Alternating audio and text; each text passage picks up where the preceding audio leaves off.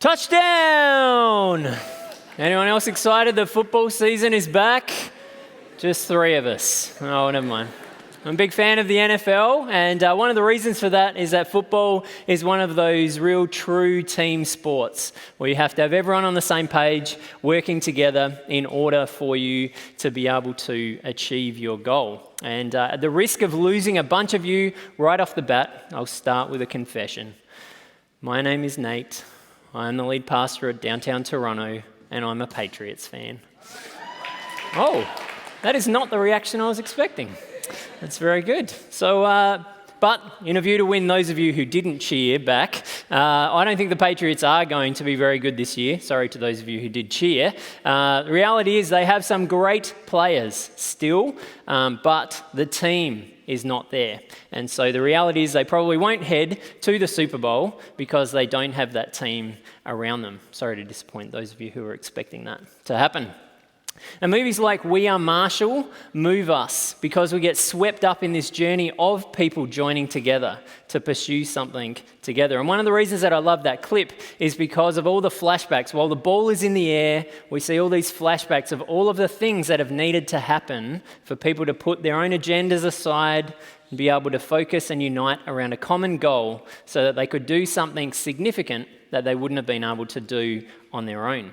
And maybe you've had that experience in your own life. Maybe you've been a part of a sporting team like that. Maybe you've been a part of a production, a musical production or a theatre production. Perhaps you've been a part of a major project in a work context or in a school context, or maybe even just planning a vacation for a big group of friends or for family. There's something that just feels right when we have the opportunity to journey with some other people and to be able to do something that we wouldn't have been able to do on our own. And when we look at the early church, we see those same dynamics in play. We see a group of people joining together around this common purpose of taking Jesus' message of community, simplicity, and peace and extending that around the world. And they rally together to be able to do something that they wouldn't have been able to do on their own.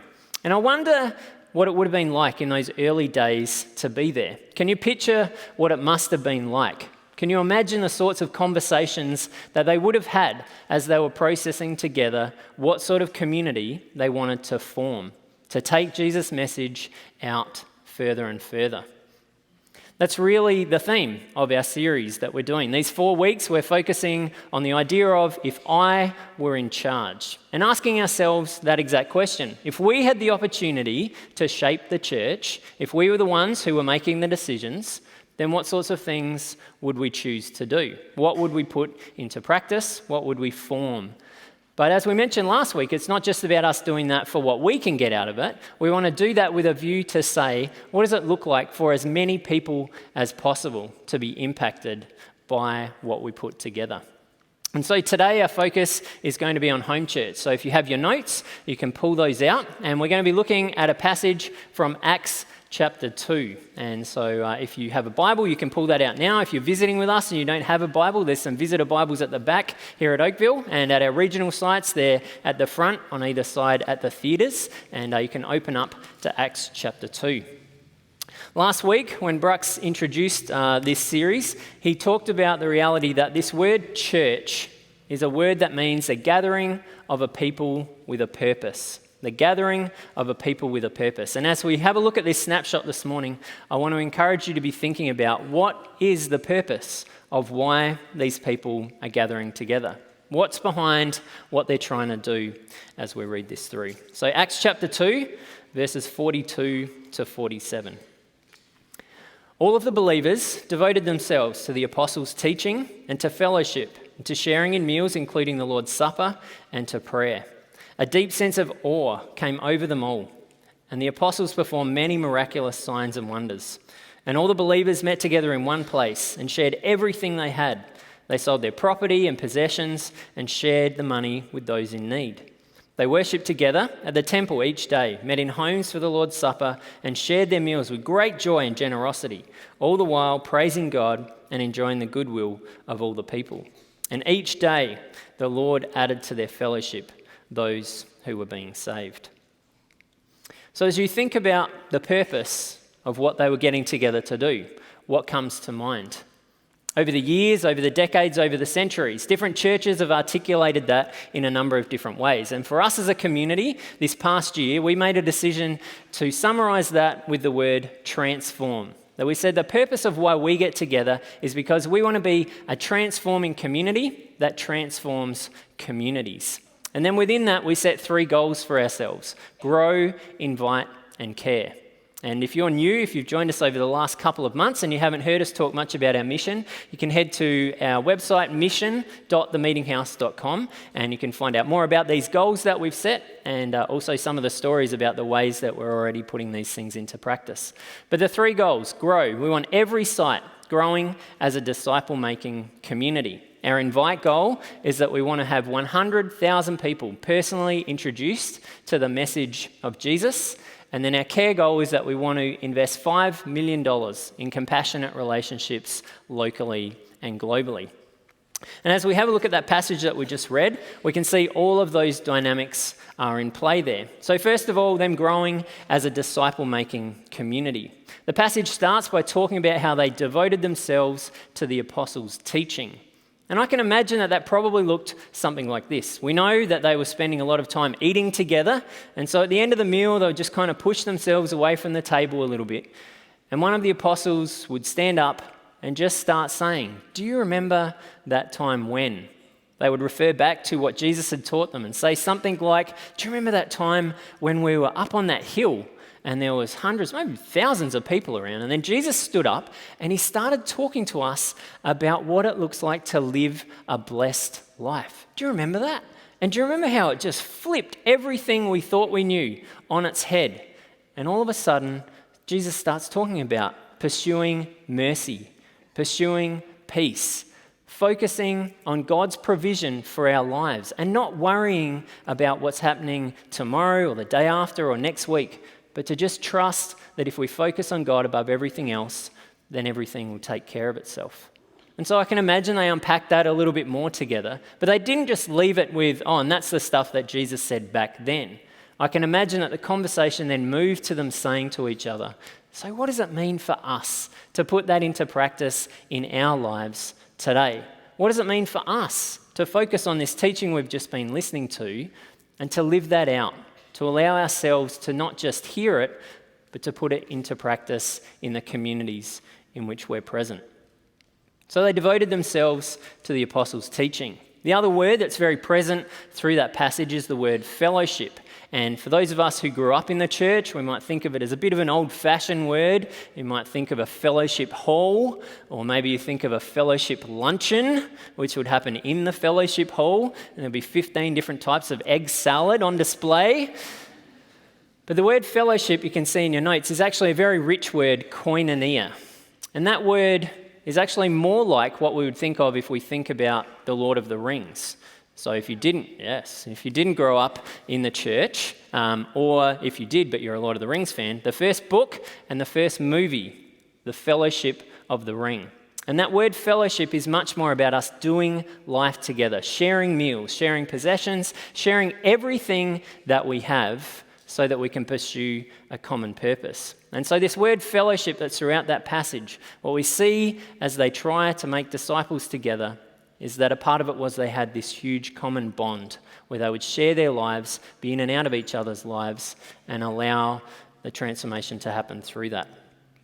Thirdly, we see a sense of prayer, worship, and awe.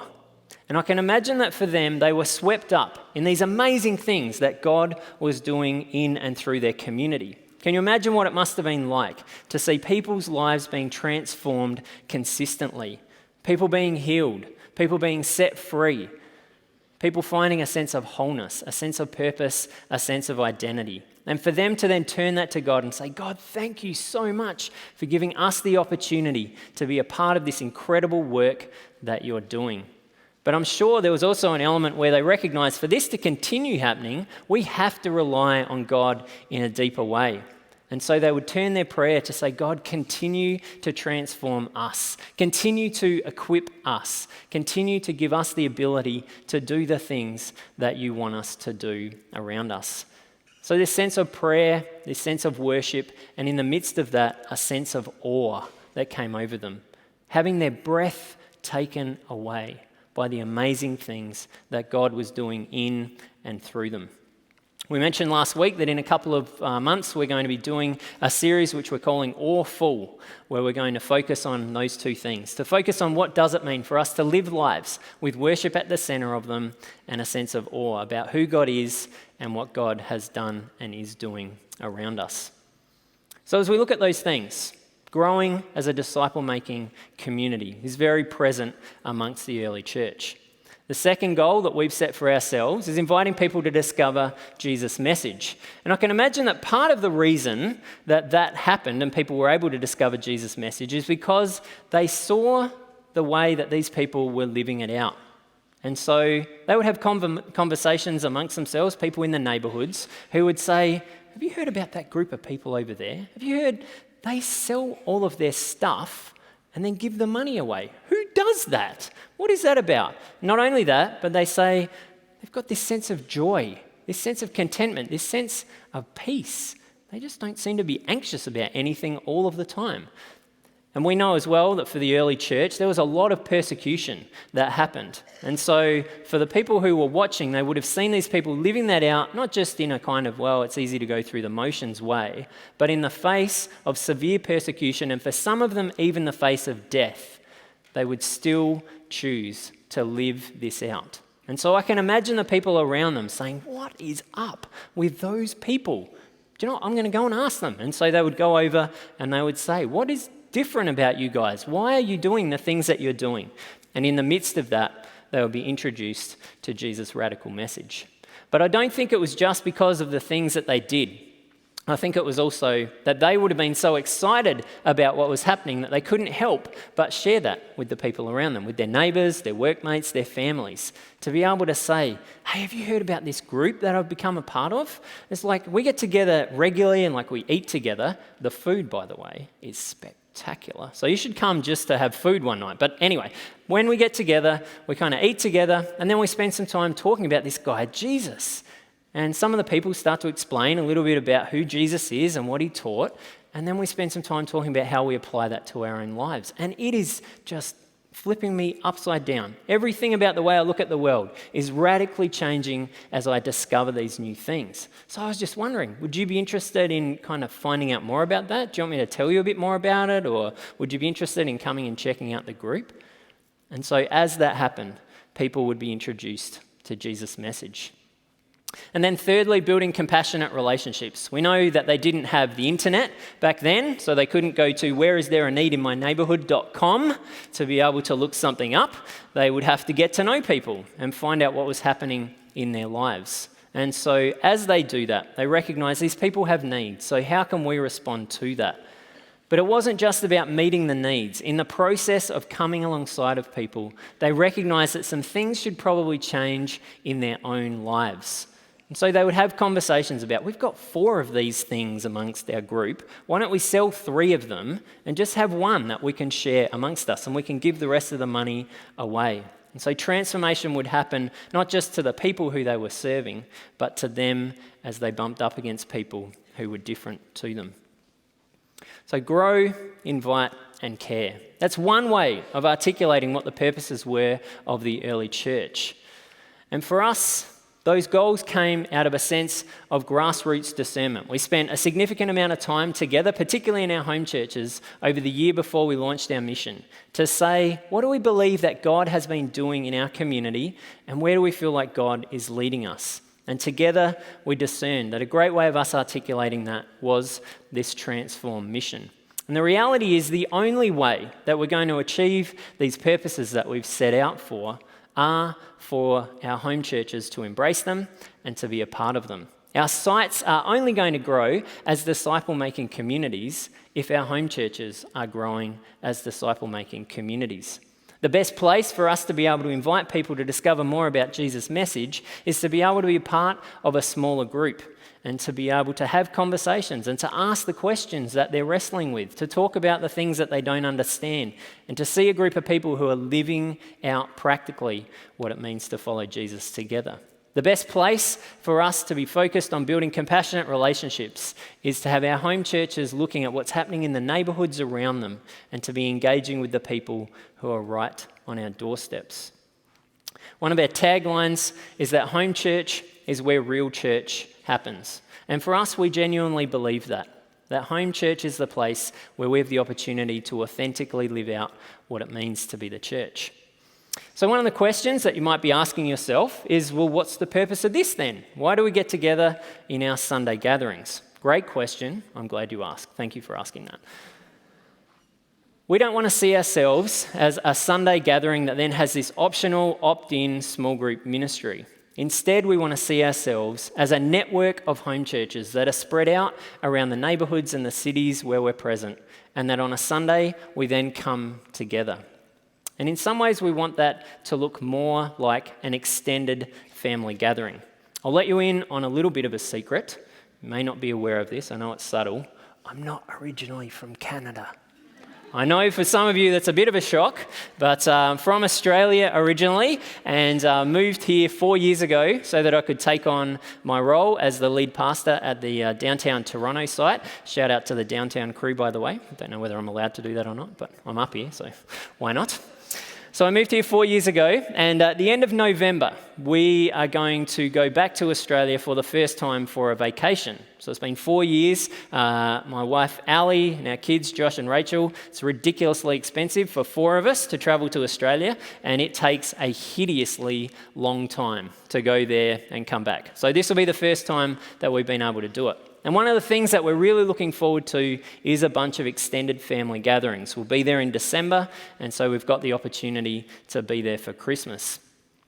And as we do that, we're excited to meet a whole bunch of people. We've got some people who have joined our family through marriage. We've got some people who have joined our family because they've been born. And while we've been updated about these things in the last little while over Skype and over Facebook, the reality is there's nothing like actually being able to be there and to connect with them face to face, and to be able to share the stories of what's been happening in our lives over these past 4 years, to talk about the good things that have been happening, to talk about the challenges that we've all been experiencing in different ways.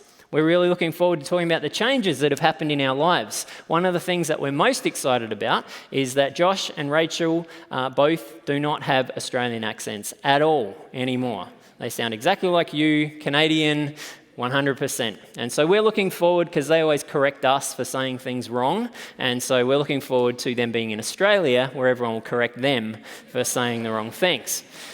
We're looking forward to that. So a sense of extended family gathering is the vibe that we want to have when we come together here on a Sunday. We want to come together and recognise that we are family, first of all, because of who God is and what God has done for us. And so we want to start our time together by singing and declaring those truths: who God is, what God has done, what God is doing, what God is going to do.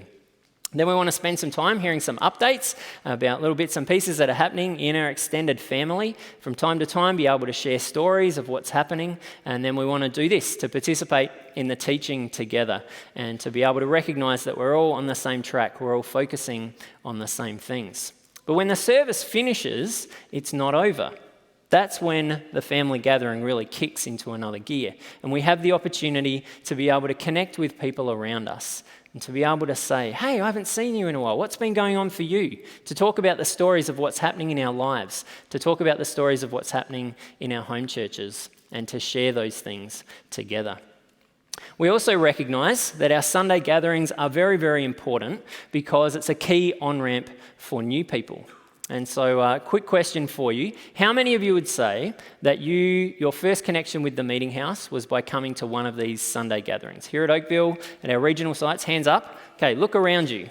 The vast majority of people connect with us for the first time through a Sunday gathering. And so if we recognise that we're a key part of what's happening, we're a part of a home church, we're living out what church looks like, as we talked about last week, we have the opportunity to come to these family gatherings with an attitude of serving. How can we create a great environment for people to be able to connect with us, to discover more about Jesus' message, and to decide whether this is the best place for them to continue their journey or to pick that up for the first time. And if you are visiting with us today, and this is your first time, or you've just kind of been checking us out, we're glad that you're here, and we hope that we can be a great place for you to be able to continue your journey wherever you're at. But for those of us who are committed to being here, we want to come with an attitude of setting that environment up so everything that can happen, and then making sure that we're making an effort to meet people after the service. Now, some of you may be feeling a little awkward at this point because you're like, well, I don't want to have that embarrassing conversation that goes something like this. Hi, are you new here? And the person responds, I've been coming here for 8 years. What's your problem? It's fair enough. I understand. The simple answer is, don't use the word new. Just simply say, I don't think we've met before, and pick the conversation up at that point. Now, if you have met them before and you've forgotten, that's on you. I can't help you with that, but let's at least deal with the awkwardness around the new person piece. After our time is done together then, we press ourselves back out into home church and we focus on that together. And so returning to the theme of our series, if you were in charge, so on the basis of what we've talked about today, on the basis of this snapshot of the early church, if you were in charge and you had the opportunity to make the decisions about how we would do church together, what would you do? What would you put into place? In your programs there, you can see that there are a number of takeouts that I would suggest. First one, if you were in charge, you would probably want to encourage groups to focus on what matters most. And in 4 particular areas, talking about what it means to follow Jesus, talking about the questions that we have, talking about the things that we're not sure about, talking about not just how to hear these things, but how to put them into practice. What does it mean for us to live lives where we're authentically following Jesus with every part of who we are? We want to make sure that we're creating an opportunity for that to happen. Secondly, building genuine community.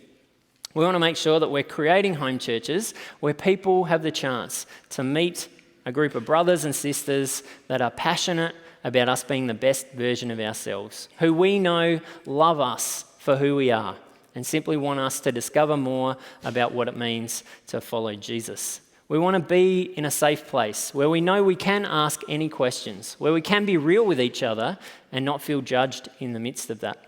We want to create a community where we have the opportunity to share the good things that are happening and the challenges that are happening, to laugh together and to cry together. And so we want to build genuine community.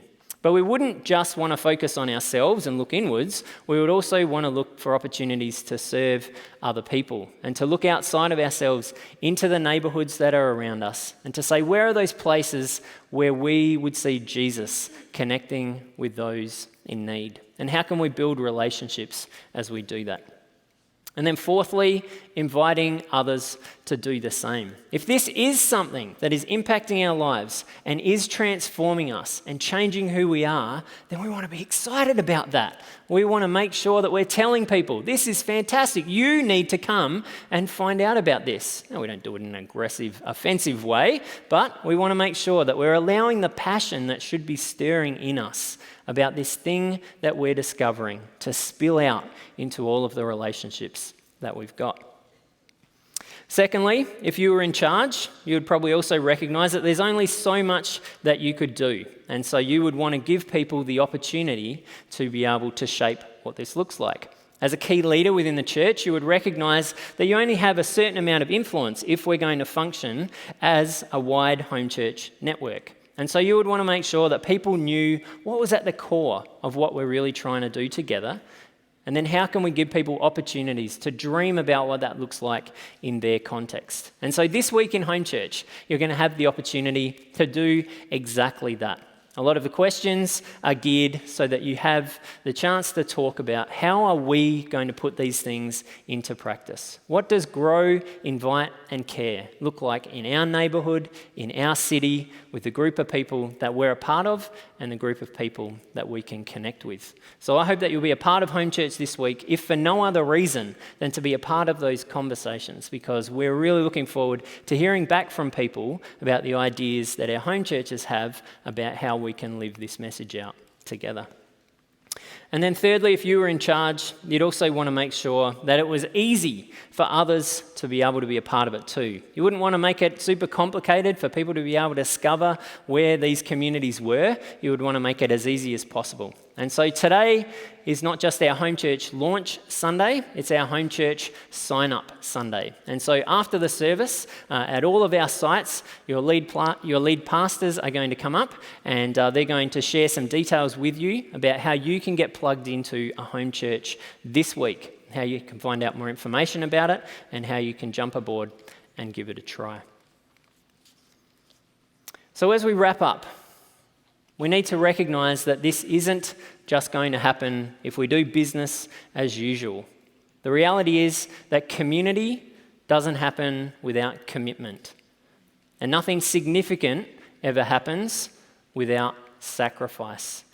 And so if we want to be a part of a home church this year, if we want to be a part of seeing these things happen, then we are going to have to make some choices. We are going to have to change some priorities, say no to some things potentially, so that we can commit to it.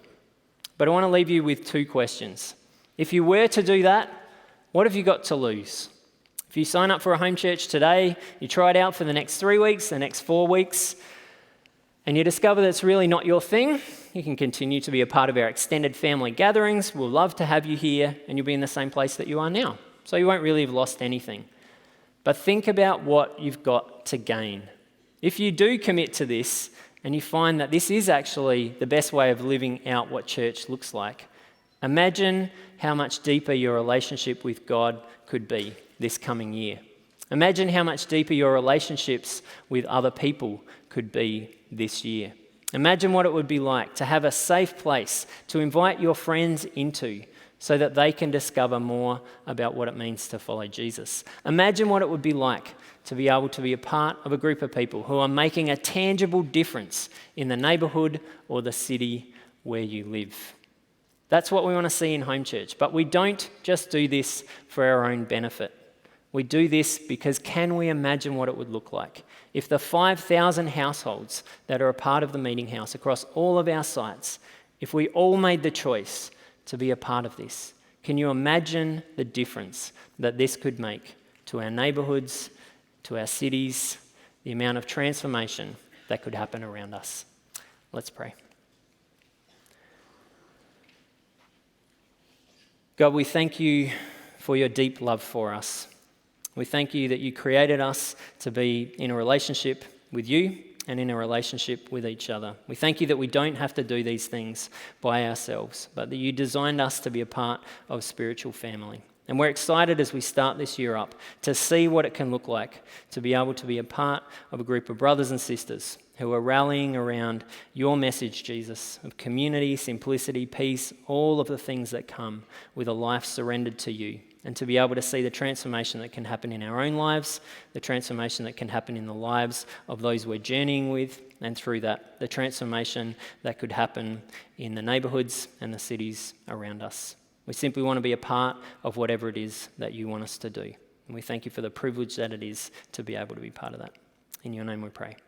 Amen.